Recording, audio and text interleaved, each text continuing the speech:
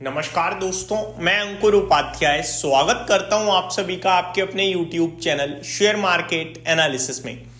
दोस्तों, बाजार में गिरावट थोड़ी गहराते हुए दिख रही है और आज की गिरावट इंडेक्स को देखकर पता नहीं चलेगी। दोस्तों, आज की गिरावट को देखने के लिए आपको ब्रॉडर मार्केट देखना होगा। एंड आज जो मैं देख पा रहा हूं, जो गिर रहा है ना, वो हैवी गिर रहा है। मतलब परसेंटेज टर्म्स में जो गिर रहा है वो हैवी गिर रहा है और जो बढ़ रहा है वो भी हैवी बढ़ रहा है। यानी कि बढ़ने और गिरने वाले शेयर्स जो भी हैं वो बड़े मूव दे रहे हैं। आज ऐसा नहीं है कि नंबर ऑफ शेयर ज्यादा ऊपर या नीचे है, नहीं, आज जो ऊपर है वो ज्यादा ऊपर है और जो नीचे है वो ज्यादा नीचे है। इनफैक्ट अगर मैं ऊपर की बात करूं तो केमिकल, फर्टिलाइजर और एग्रोकेमिकल है, लेकिन नीचे जो है वो ब्रॉडर मार्केट है और हैविली नीचे है।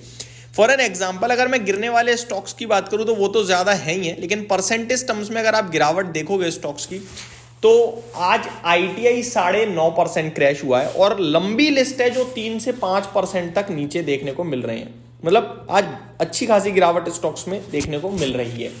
मिड कैप इंडेक्स और स्मॉल कैप इंडेक्स थोड़ा ज्यादा पैनिक क्रिएट कर रहे हैं। दोस्तों, मैं बताना चाहूंगा स्मॉल कैप इस समय 0.9 यानी ऑलमोस्ट 1% नीचे हो चुका है। वहीं मिड कैप आपके लिए लगभग आधा % नीचे है। सेंसेक्स निफ्टी आधा % से थोड़ा ज्यादा नीचे है और बैंक निफ्टी में 1% की गिरावट है। तो इस समय प्रेशर बनाया जा रहा है मार्केट पे। बस इन्वेस्टर्स से कहूंगा कि आप आखिरी पड़ाव पे हैं, बैठे रहिए, जल्दबाजी मत कीजिए। पैनिक चल रहा है, आप सभी देख रहे हो, हम सभी भी देख रहे हैं, लेकिन बेचकर जाने से कोई फायदा नहीं होने वाला है। बेच दोगे, वापस अगर उछाल मारा खरीद नहीं पाओगे, वापस से लॉस में आ जाओगे और फिर हायर प्राइसेस पे लोगे। इससे अच्छा शांति से बैठे रहो। ये समझ लो ये हमारे पेशेंस, ये हमारा धैर्य चेक हो रहा है, वो बस चेक करवा लो। और क्या भाई, ये बाजार में यही चीज है जो सबसे ज्यादा इंपॉर्टेंट होती है। बढ़ते हैं आगे दोस्तों कुछ स्टॉक्स की तरफ। ITI, आपको याद होगा 2-3 दिन पहले या वीकेंड पे मैंने वीडियो बनाई थी ITI और KIOCL पे कि भैया ये ऐसे स्टॉक्स हैं जिनसे आप दूर रहोगे तो सही रहेगा। रीजन बीइंग, इनमें शेयर होल्डिंग पैटर्न देखोगे ना, ये सरकारी कंपनियां हैं और शेयर होल्डिंग पैटर्न देखोगे तो आपको दिखेगा यार मार्केट में तो शेयर्स ही नहीं है। तो ये जब चलते हैं तो तेजी से चलते हैं, गिरते हैं तो तेजी से गिर जाते हैं, क्योंकि फ्री फ्लोट नहीं है दोस्तों। फ्री फ्लोट देखो, एक सेबी का नियम है कि 25% फ्री फ्लोट होना चाहिए, लेकिन सरकारी कंपनियों को क्या होता है, थोड़ी छूट मिल जाती है कि ठीक है यार, आप कोई बात नहीं रख सकते हो, ज्यादा रखना है तो समय आपको अतिरिक्त मिल जाएगा अपनी शेयर होल्डिंग पैटर्न को कम करने का। लेकिन कुछ कंपनियां कम कर ही नहीं है। अब ITI की बात करूं, 90% तो आपका प्रमोटर्स लेके बैठे हुए हैं और प्रमोटर कौन है? President of India. ठीक है जी। उसके बाद गवर्नमेंट में स्पेशल नेशनल इन्वेस्टमेंट फंड लेके बैठा हुआ है 7.9%, यानी 98% तो यही लोग लेके बैठ गए। बचा आपका 2%। अब 2% पब्लिक के हाथ में है। अब मेरे को बताओ क्या करें इसमें? थोड़ी भी बाइंग आई बड़े इन्वेस्टर से, वो सर्किट मार देता है ऊपर में। 20% चलता है, छोटा मोटा भी नहीं। अब कंपनी भी छोटी नहीं है, वो कंपनी बड़ी है, लेकिन क्योंकि मार्केट में शेयर्स नहीं है इसलिए। अभी अगर मैं 3 दिन पीछे जाऊं तो इस शेयर का भाव दोस्तों 600 रुपए था 3 दिन पीछे जाने पे। ठीक है, आज इस स्टॉक का भाव 425 रुपए। आपको पता है कितने बड़े लेवल पे लॉस हुआ है इन्वेस्टर्स को? उस समय जब मैंने वीडियो बनाई ना 550 था, अगले दिन फिर 10% भागा, 600 रुपए के करीब हुआ। लोगों ने मेरे को कहा भाई आपको नहीं पता, ये फालतू की बात मत करो, ये शेयर चलेगा। अब लोग मतलब वहां पे पॉजिटिव माहौल बना के बैठे हुए खरीद रहे हैं कि गिरावट में हर दिन 10% भाग रहा है, खरीद लो। इतना आसान नहीं है भाई शेयर बाजार।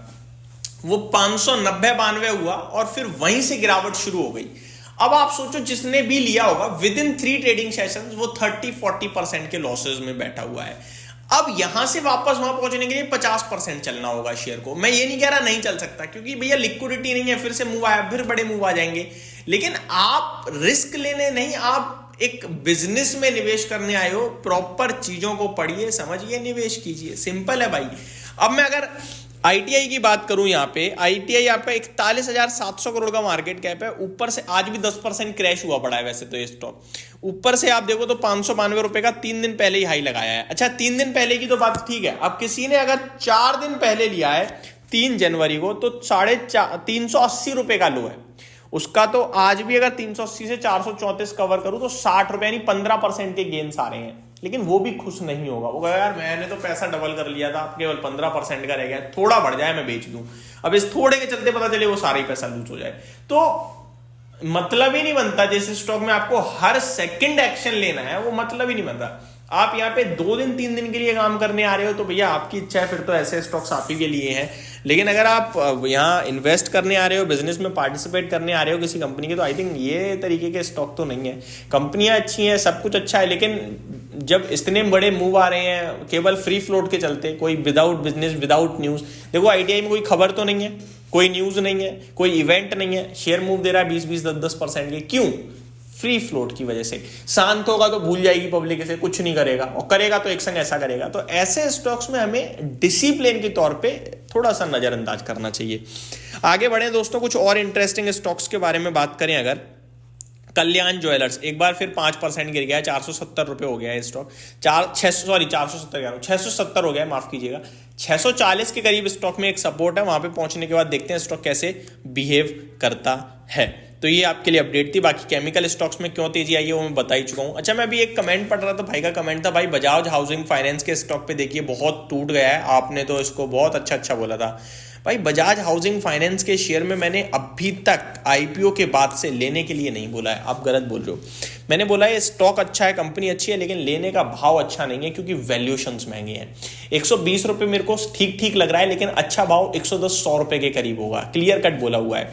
मैंने रिपोर्ट भी शेयर करी थी कि अभी 120 रुपए 100 रुपए के करीब इसको एक्यूमुलेट करने की राय दे रहे हैं क्योंकि वैल्यूएशंस थोड़े महंगे दे रहे हैं। अब मुझे नाम याद नहीं आ रहा वो किसकी रिपोर्ट थी, मैंने पढ़ के शेयर भी करी थी, वीकेंड था, ये लास्ट टू लास्ट होगा आई थिंक। तो स्टॉक अच्छा है लेकिन भाव अच्छा नहीं है। हर चीज की एक चीज होती है, 121 पे है, 100 रुपए के करीब बहुत अच्छा हो जाएगा। और अभी जिस हिसाब से माहौल है मार्केट का और स्टॉक का चार्ट पैटर्न लग रहा है कि जा सकता है। बाकी ग्रोथ तो अच्छी आई थी कंपनी की, 26% की ग्रोथ थी, आपने देखा ही था क्वार्टर ऑन क्वार्टर। 121 पे है, 120 रुपए करीब मिल जाए तो लेके दबोच के चुपचाप बैठ जाओ, फिर 3-5 साल के लिए देखो पैसा बनेगा, अपने आप बनेगा, टेंशन किस बात की है। बाकी अभी तो 54 के पी पे है तो महंगा लगता है। तो ये मेरी तरफ से अपडेट थी, उम्मीद करता हूँ जानकारी अच्छी लगी होगी। Thank you so much for watching this video, have a great day guys.